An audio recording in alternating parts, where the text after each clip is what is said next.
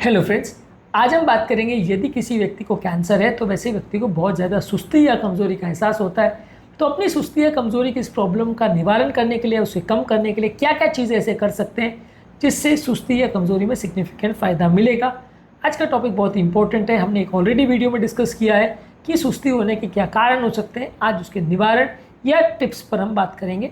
Topic पर जाने से पहले जो लोग हमारे चैनल पर नए हैं उन्हें रिक्वेस्ट करूँगा चैनल को सब्सक्राइब करें, वीडियोस को लाइक करें, शेयर करें, फॉलो करें, कमेंट करें, पूरा देखें। टॉपिक इंपॉर्टेंट है इसलिए इसे अंत तक देखिएगा। चलिए शुरू करते हैं इंपॉर्टेंट वीडियो।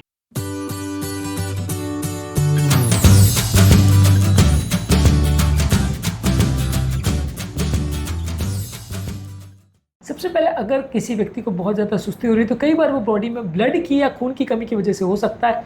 अगर खून की बहुत ज़्यादा कमी है या एनीमिया है तो ब्लड ट्रांसफ्यूजन देने से फ़ायदा मिल सकता है। यदि किसी व्यक्ति को बहुत ज़्यादा पेन हो रहा है तो पेन की वजह से भी हाथ पांव हिलाना या शरीर को मूव करना मुश्किल हो जाता है, तो पेन को कम करना पड़ेगा।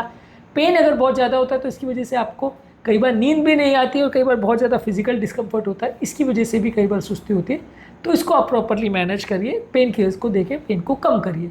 कई बार पेशेंट की लाइफस्टाइल और बिहेवियरल चेंजेस भी आपको करने पड़ते हैं। जैसे पेशेंट को एक संतुलित आहार देना है जिसमें proper vitamin, minerals, proteins, carbohydrate और हेल्दी फैट्स, ये सारी चीज़ें दीजिए ताकि पेशेंट अपना एनर्जी लेवल्स को मेंटेन करे। एक ही तरह का खाना जो असंतुलित है वो कंटिन्यूसली खाने से, बिना न्यूट्रिशनल गाइडेंस को फॉलो किए खाना खाने से आपको और ज़्यादा कमजोरी, सुस्ती का एहसास होगा, तो उसको थोड़ा प्रॉपरली फॉलो करिए। इसके अलावा जेंटल फिजिकल एक्टिविटी जैसे वॉकिंग, रनिंग, स्ट्रेचिंग, ये सारी चीज़ें करिए। इससे आपका एनर्जी लेवल्स प्रॉपरली मेंटेन होगा, कमजोरी, सुस्ती थोड़ा बेटर होगा और ओवरऑल फिजिकल कंडीशन और टॉलरेंस थोड़ा सा बेटर होगा। इसके अलावा प्रॉपर नींद, लगभग 7 से 9 घंटे की अच्छी क्वालिटी की नींद लेने की आवश्यकता है। स्लीप के लिए क्या चीज़ें कर सकते हैं और क्या क्या चीज़ों को फॉलो करना चाहिए उस पर ऑलरेडी हमने डिटेल वीडियोस किए जो कि आप देख सकते हैं। प्रॉपर रेस्ट भी लेना जरूरी है क्योंकि कैंसर के पेशेंट्स की ओवरऑल कैपेसिटी काम करने की बहुत कम हो जाती है, शारीरिक क्षमता कम हो जाती है। ऐसे सिचुएशन में थोड़ा सा रेस्ट लेते रहेंगे तो उनको थोड़ा सा बेटर लगेगा, उनकी थोड़ी सी एनर्जी कैपेसिटी बेटर रहेगी और अपनी एनर्जी को कंजर्व करके वो थोड़ा कुछ काम कर पाएंगे।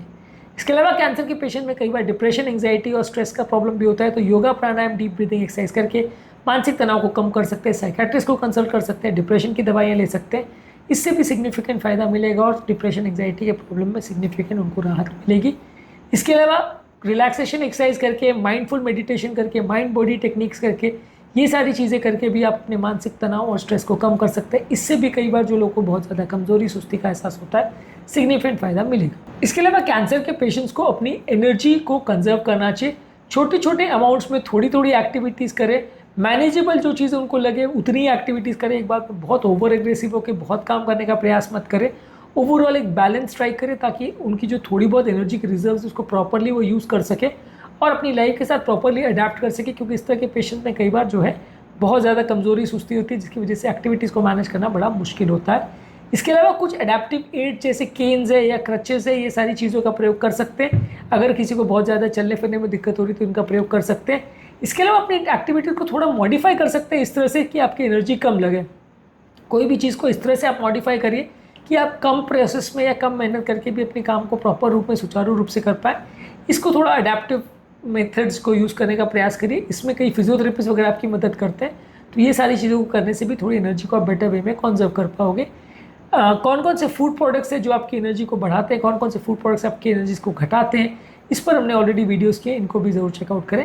इसके अलावा आपको थोड़ा प्रॉपर मेडिकल इवैल्यूएशन की भी ज़रूरत है। कई बार अलग अलग कारणों से लोगों को सुस्ती या कमज़ोरी का एहसास हो सकता है। अपने ट्रीटमेंट प्लान्स को, अपनी लाइफस्टाइल को एडजस्ट करके आप उसमें मॉडिफिकेशन कर सकते हैं जिससे आपको थोड़ा बेटर लगेगा। रेगुलर मॉनिटरिंग करते रहिए, रेगुलर डॉक्टर को दिखाते रहिए। यदि कोई सिग्निफिकेंट प्रॉब्लम मिले तो उसे अप्रोप्रिएट फेज में मैनेज करने से भी लोगों को सिग्निफिकेंट फ़ायदा मिलता है।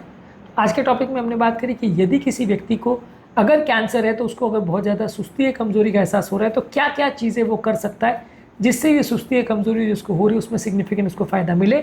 ओवरऑल फटीग, लेथार्जी पर भी हमने और भी काफ़ी वीडियोस किए, कैंसर के पेशेंट के बाकी लक्षणों पर भी वीडियोस किए, इनको ज़रूर चेकआउट करें। उम्मीद करूँगा कि आज के टॉपिक में कुछ नई बातें जानने को मिली होगी।